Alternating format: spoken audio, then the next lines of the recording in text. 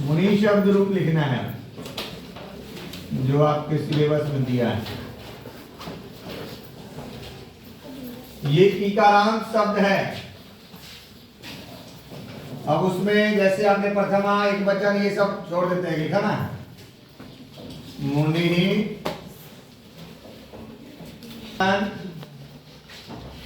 द्विवचन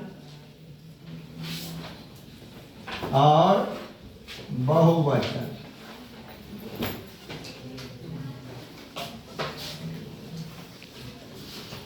वैसे विभक्ति जो है, विभक्ति प्रथमा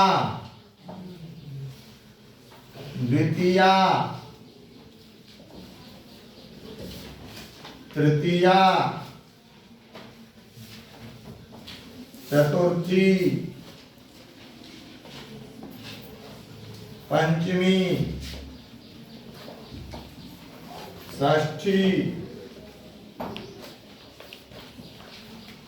सप्तमी और संबोधन।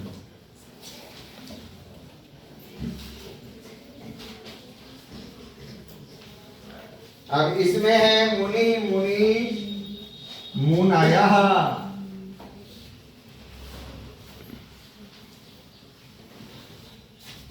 फिर है मुनिम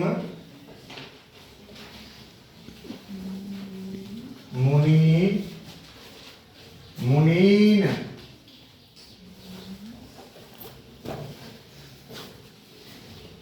तृतीया में है मुनिना,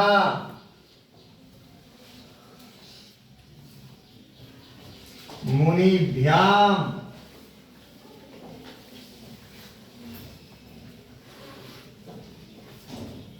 मुनिभिः,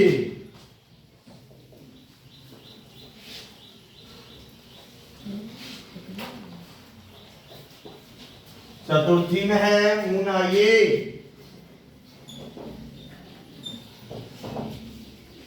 मुनिभ्याम मुनिभ्यः,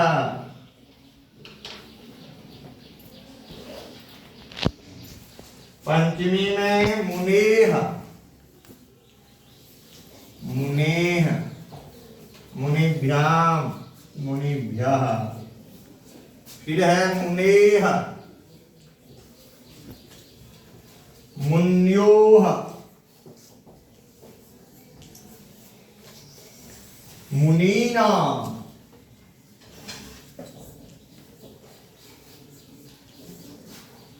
सप्तमी में है मुनौ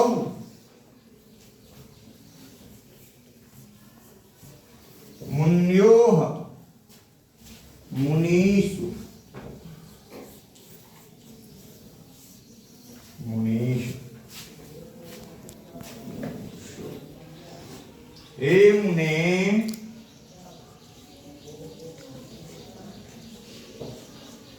हे मुनि,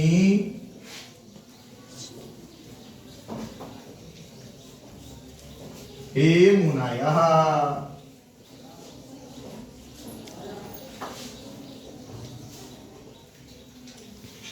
ये मुनि शब्द है, ह्रस्व इकारांत शब्द है।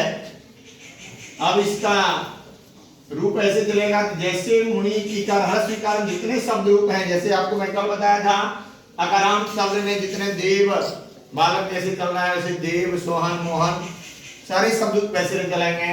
वैसे ही मुनि शब्द जैसे हैं वैसे ही इकारांत जितने शब्द होंगे सभी शब्द रूप ऐसे ही लिखे जाएंगे, ह्रस्व इकारांत शब्द।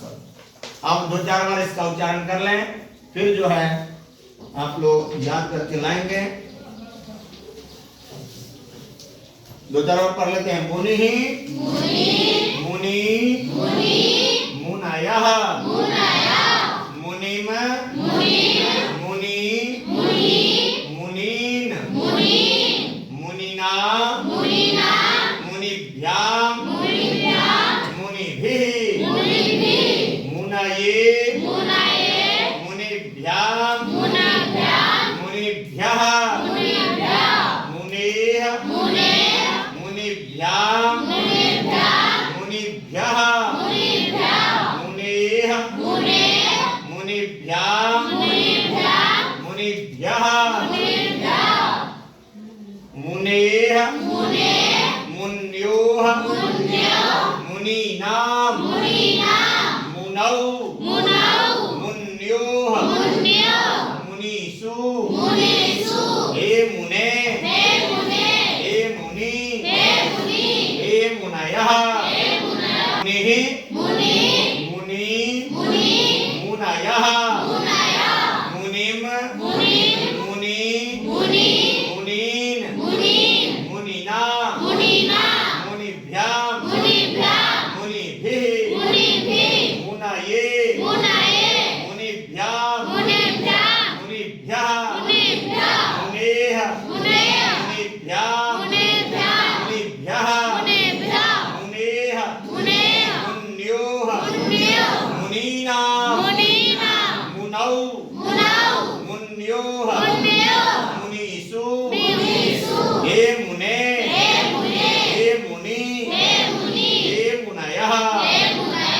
इसको याद करना है, जिसको उच्चारण न हो बार बार दोबारा पूछना है और ये भी ध्यान में रखना है। ह्रस्व इकारांत है तो उसमें उच्चारण कमजोर से होगा, दीर्घ उच्चारांत है तो जोर उसमें लगेगा। जैसे मुनि तो यहाँ है मुनि, दीर्घ इकारांत है तो ये सब ध्यान रखना है।